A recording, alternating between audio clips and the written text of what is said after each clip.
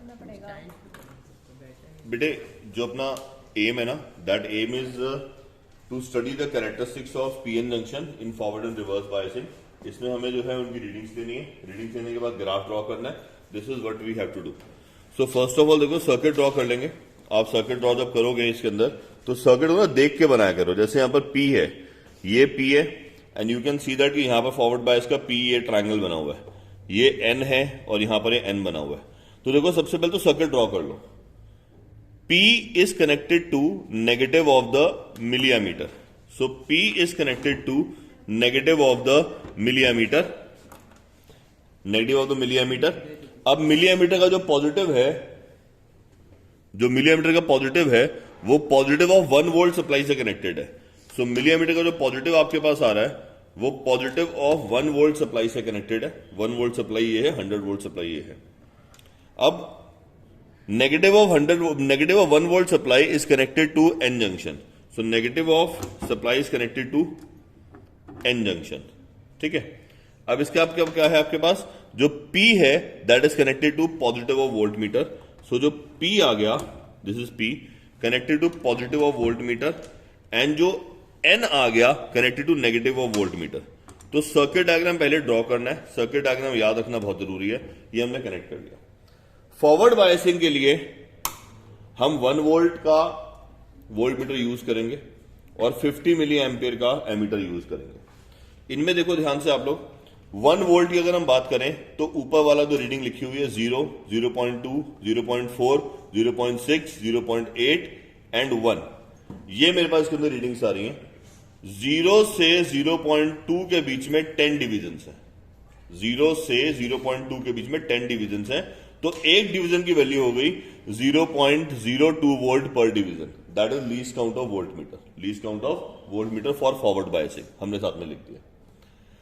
Reverse biasing के लिए हम 100 वोल्ट का वोल्ट मीटर यूज करते हैं। 100 वोल्ट के लिए नीचे वाली रीडिंग यूज करेंगे 0, 20, 40, 60, 80, 100। 0 से 20 के बीच में 10 डिवीजन है तो एक डिवीजन की वैल्यू बन गई 2 वोल्ट। 2 वोल्ट पर डिवीजन फॉर रिवर्स बायसिंग।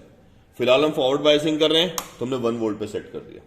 दोनों बायसिंग के लिए जो एमीटर है 50 मिली एम्पियर वाला यूज होगा, यानी ऊपर वाली रीडिंग्स आएंगी। तो 0 से 10 मिली एम्पियर के बीच में 10 डिवीजन है, यानी एक डिवीजन की वैल्यू 1 मिली एम्पियर होगी।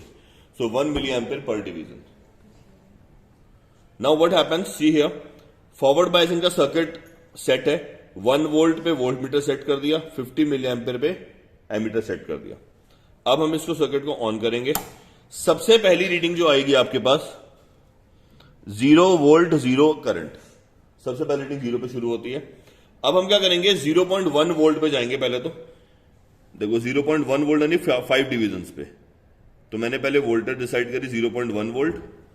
0.1 वोल्ट पे भी कोई करंट नहीं आ रहा, तो 0.1 वोल्ट पे भी कोई करंट नहीं है। 0.2 पे भी कोई करंट नहीं है। हम 0.3 पे जा रहे हैं, ये 0.3 पे आ गया, यहां पर भी कोई करंट नहीं आ रहा, तो 0.3 वोल्ट पे भी कोई करंट नहीं है। Then 0.4 volt, still no deflection.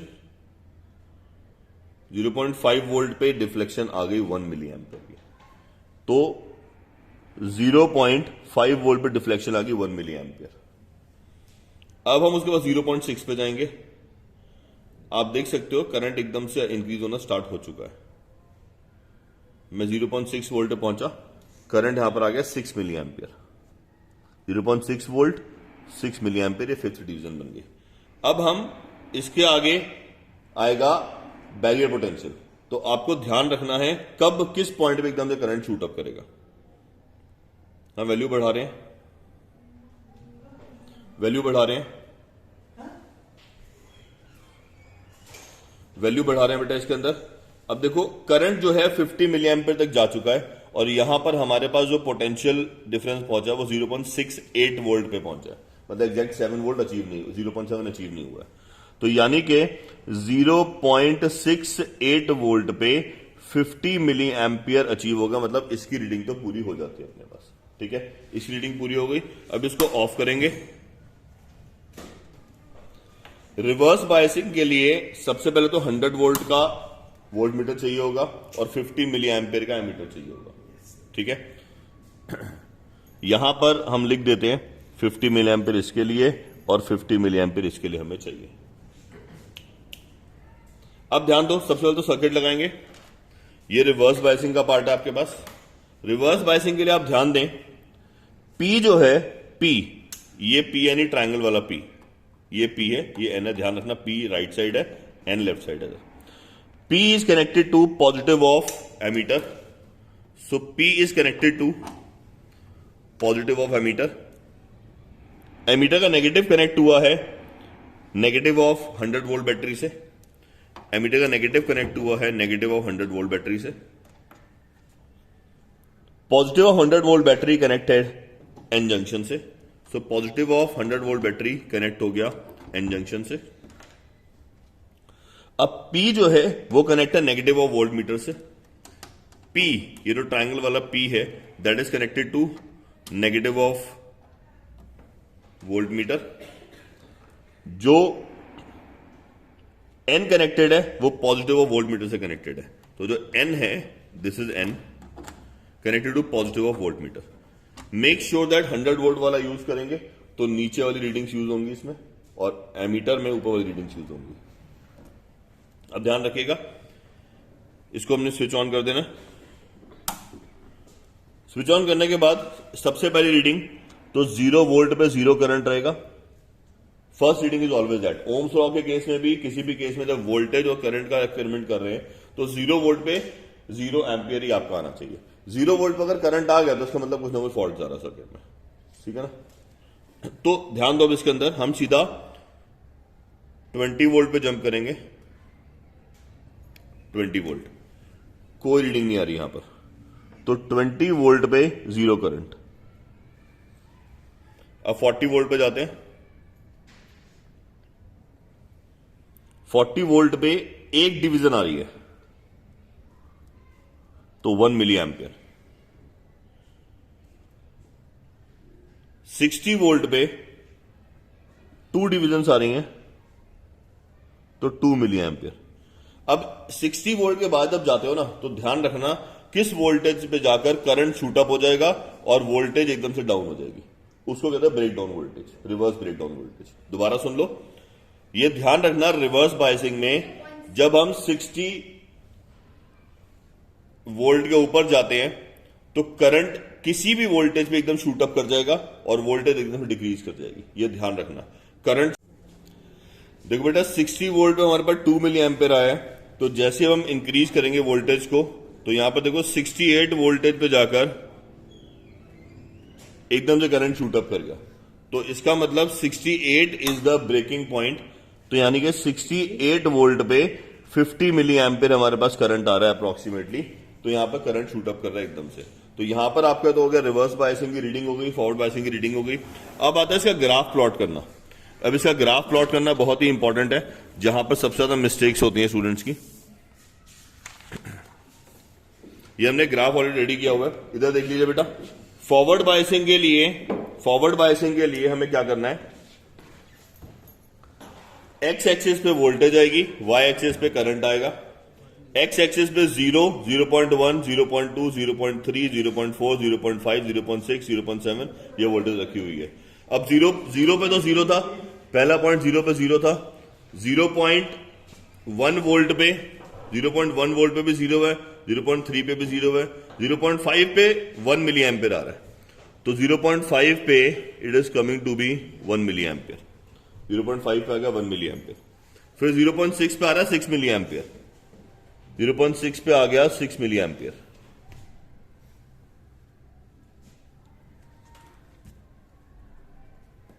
Zero 0.6 पे आ गया 6 मिली एम्पियर। 0.68 पे आ रहा है 50 मिली एम्पियर, तो 0.68 पे अपने पास आ रहा है 50 milli ampere. The graph will be free hand, या आपने इसको ज्वाइन किया, इधर से ज्वाइन किया, देन आप इस ग्राफ को फ्री हैंड ड्रॉ करते हैं हमेशा। The graph is never drawn with scale, इस ग्राफ को कभी भी स्केल से ड्रॉ नहीं किया जाता, हमेशा फ्री हैंड ड्रॉ किया जाता है।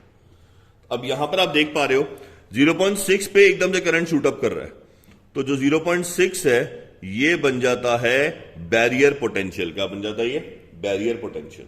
सिमिलरली रिवर्स बायसिंग की अगर हम बात करें, रिवर्स बायसिंग का ग्राफ जो आपका आएगा वो आएगा थर्ड क्वाड्रेंट में। Do remember that, third quadrant में ग्राफ आता है। एक्स एक्सिस पे है वोल्टेज 10, 20, 30, 40, 50, 60, 70, 80, 90। वाई एक्सिस पे है 5, 10, 15, 20, 25, 30, 35, 40, 45 मिली एम्पियर करंट। अब जरा ध्यान दें, सबसे पहली वैल्यू है 0 पे 0, फिर 20 वोल्ट पे 0, 40 वोल्ट पे 1 मिली एम्पियर, 60 वोल्ट पे 2 मिली एम्पियर, 68 वोल्ट पे 50 मिली एम्पियर।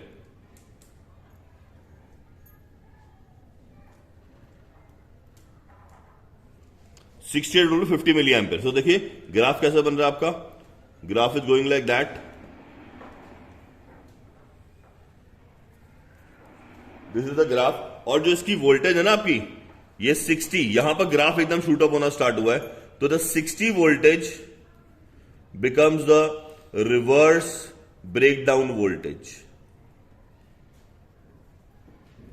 इसे हम रिवर्स ब्रेकडाउन वोल्टेज का नाम देंगे। ये दोनों आपके टेबल्स, लीस्ट काउंट और एक ग्राफ, बैरियर पोटेंशियल और रिवर्स ब्रेकडाउन वोल्टेज से मार्क होना चाहिए। यहां पर एक्सपेरिमेंट कंप्लीट माना जाता है, और यहां पर एक्सपेरिमेंट करते हुए ध्यान रखना कोई भी डिले नहीं आना चाहिए। आपको फास्ट रीडिंग लेनी है तो रीडिंग वैसे 2 मिनट में आई जाती है इसकी।